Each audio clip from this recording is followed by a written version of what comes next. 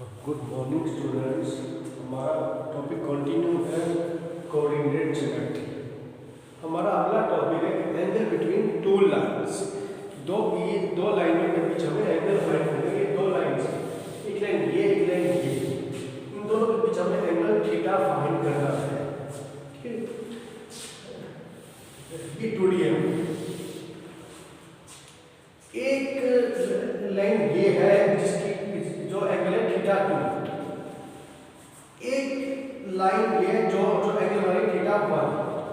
That means इसकी slope क्या बन जाएगी, m2 थीटा 2 एंड इसकी स्लोप क्या बन जाएगी, m1 मतलब टेंजेंट थीटा 1। ये ठीक। अब ये एंगल थीटा 2 है, तो ये angle theta is equal to क्या बन जाएगा, थीटा 2 माइनस थीटा 1। ठीक है, टेकिंग टेंजेंट बोथ साइड हम कर रहे हैं, तो अगर tan theta equal to tangent theta 2 minus theta 1, tangent a minus b, tan a minus tan b by 1 plus tan theta 2 tan theta 1, it is called tangent theta. और theta is equal to what, tangent inverse this. ये पूरा यहाँ पे आ जाएगा। तो ये आ गया एंगल बिटवीन टू लाइंस। ठीक है, अब यहाँ पे टेंजेंट थीटा 2 कितना है, m2, टेंजेंट थीटा 1 क्या है, m1।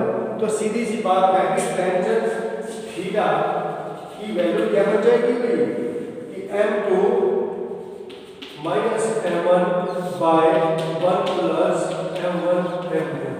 और यहाँ हम एक्यूट एंगल को ही लेके चलते हैं, तो यहाँ पे हम इसको मॉड भी करते हैं। यहाँ पे हम एक्यूट एंगल लेके चलते हैं कि m2 चाहे बड़ा हो चाहे m1 बड़ा हो, मोड में आ। तो ये अपने पास आ गया एंगल बिटवीन टू लाइंस का फॉर्मूला। जैसे आपका क्वेश्चन नंबर 9 है 10.3 में, जो साफ कर लो 10.3 में क्वेश्चन नंबर 9 है आपका कि find angle between two lines. एक लाइन आपके पास दी हुई है √3x + y + 1, √3x + y + 1 0 first line है। सेकंड लाइन है x + √3y - 1 सॉरी ये भी -1 था। हाँ जी, अब ये लाइन 2, अब इसकी स्लोप कितनी है, m1 कितनी है कि minus coefficient of x upon coefficient of y। इसकी m2 कितनी है भाई, कि minus coefficient of x 1 upon coefficient of y।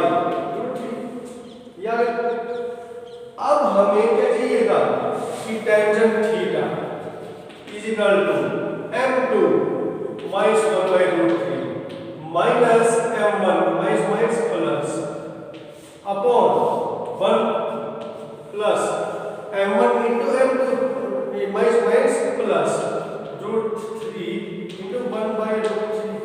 इसे ही कैंसिल हो गया। ये अपने पास आ गया √3 minus 1 plus 3 bye √3 y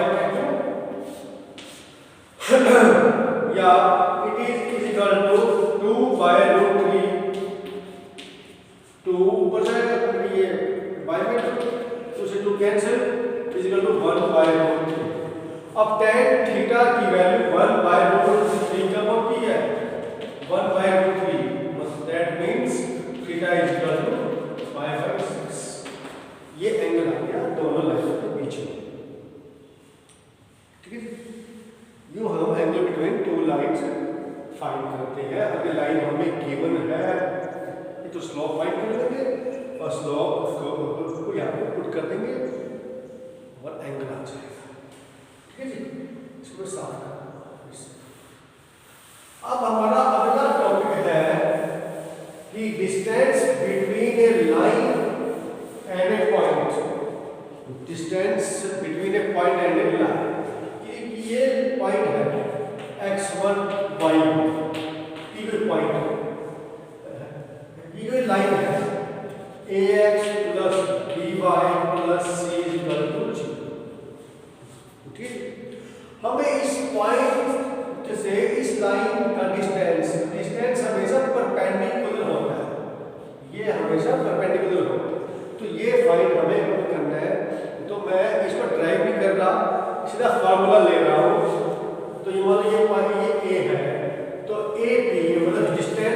equal to what, a into में जो x है वहां पे पॉइंट आ जाएगा x1 plus b into y, जहां y है वहां आ जाएगा point y1 plus c by coefficient of x square मतलब a square plus coefficient of y square,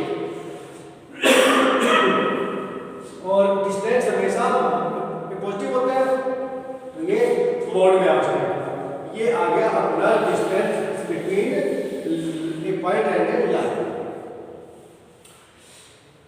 for example जैसे आपके पास क्वेश्चन नंबर 4 है कि find distance of the point -1 1, ये तो पॉइंट क्वेश्चन नंबर 4 है, एक्सरसाइज 10.3 का फोर्थ क्वेश्चन है, एंड लाइन है 12 into x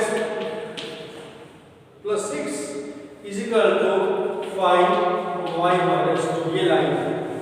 अब इसको इस फॉर्म में ले आए हम, ये आ जाएगा 12x minus 5y 72 माइनस का, तो यहाँ पे आगे हो गया positive plus 72 plus 10 is equal to 0, ये आ गया plus 12x minus 5y plus 82 is equal to 0।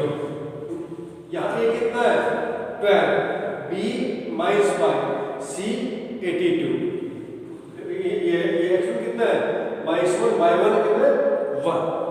यहाँ से अपने पास आप डिस्टेंस आ जाएगा कि a इंटू x, जहाँ x है वहाँ पे x1 मतलब 12 into -1 minus b into y, जहाँ y है वहाँ पे y1 1 plus c by coefficient of x 12 का square plus coefficient of y -y का स्क्वायर का रूट, तो this one is equal to -12 minus 5 by 17 minus 17 plus 82 by root 169, या distance is equal to 82 by 17 65 by root of this 13 5 unit, distance is 5 unit। ये अपना question हो जाएगा। अगर हमें पॉइंट गिवन है और लाइन गिवन है, ये तो सीधा इस फॉर्मूले में पुट करेंगे और डिस्टेंस से फाइंड कर लेंगे।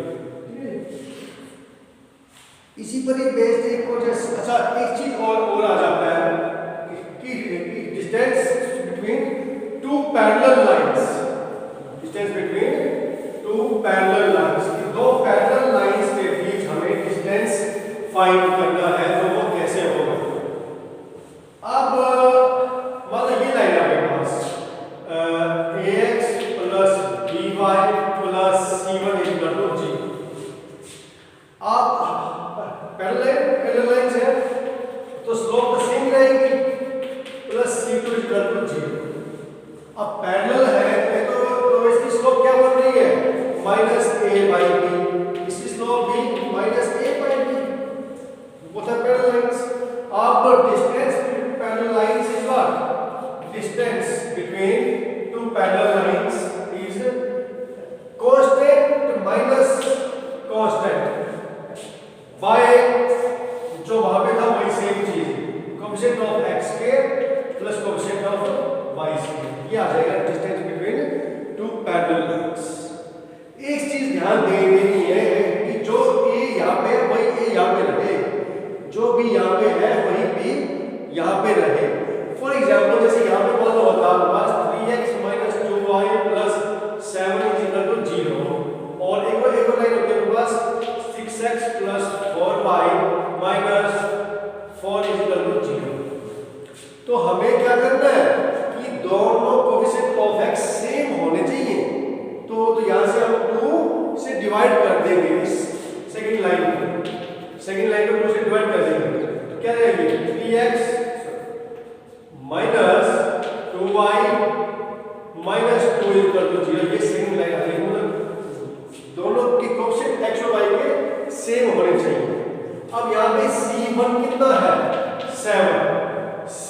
कितना है -2, तो आप डिस्टेंस बिटवीन पैरेलल लाइंस क्या लगाएंगे C1 minus C2 by coefficient of x 9 plus coefficient of y 4 का रूट, या it is equal to 7 to 9 by root 30। ये आ गया distance between two parallel lines. ठीक है, ये भी आप समझना करना। उसके बाद हम चलते हैं आगे।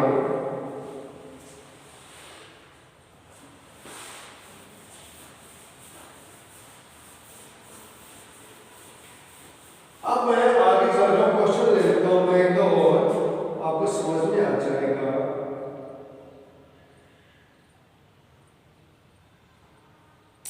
क्वेश्चन नंबर ये है जी आपका 13, नहीं पहले क्वेश्चन है। वो बोलता है कि जी कि the line through the point H341 intersect the line this eight right angle, कि दो लाइन है जो एक दूसरे को परपेंडिकुलर है, राइट एंगल पे मीट करती है, एक दूसरे को राइट एंगल पे मीट करती है। इसकी इक्वेशन हमें गिवन है 7x - 9y - 9a = 0, और ये इसकी जो पॉइंट्स हमें गिवन है जहां से ये पास कर रही है, वो पॉइंट है H3 and 4, तो हमें h की वैल्यू फाइंड करनी है। तो आपको मालूम है कि अगर दो लाइंस अगर परपेंडिकुलर होती हैं तो दोनों की स्लोप की प्रोडक्ट =-1 होती है। अब ये पॉइंट मान लो A है, ये B है, ये लाइन CD, स्लोप